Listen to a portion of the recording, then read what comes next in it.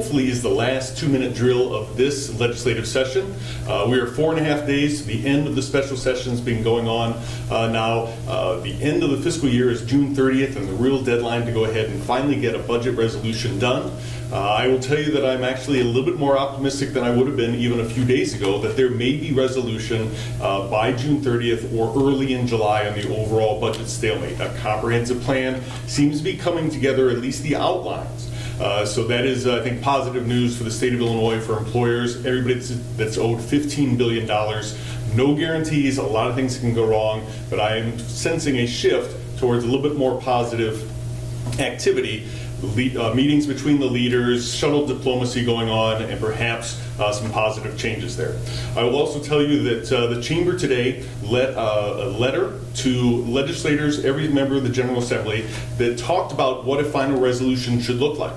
What we have said is that the Republican plan that was unveiled about 10 days ago is the best framework for an overall resolution to the problem. Property tax relief, a balanced budget with restrained spending and such, yet there are still problems and additions to that plan that need to go ahead and occur here in the next 4.5 days for the Chamber to go ahead and be on board, and for, I think, employers to be somewhat satisfied with the end results.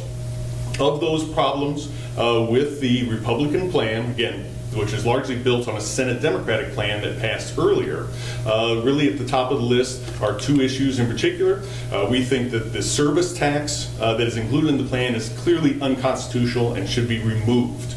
It's bad policy, it's also unconstitutional. The service tax needs to come on out. Transportation has to be addressed. There should be a bridge the gap proposal to increase transportation funding, and there's a raid on the road fund that needs to be removed as well. $266 million. It results in more than $1 billion impact on roads and bridges as well. Workers' compensation needs to be strengthened tremendously. Also, we've got to have a clear plan for dealing with the backlog of unpaid bills, $15 billion. We need a clear plan with a dedicated funding source. And then finally, the tax mix needs to be changed. There are some onerous provisions related to telecom taxes as well as streaming taxes. There's bad tax treatment for agriculture and manufacturing needs to be removed as well. And then finally, we need to insert an incentive for small businesses to invest in their businesses here in Illinois so they can grow and create jobs. Hopefully I won't be back in front of you again soon, but you never know, and I look forward to our next talk.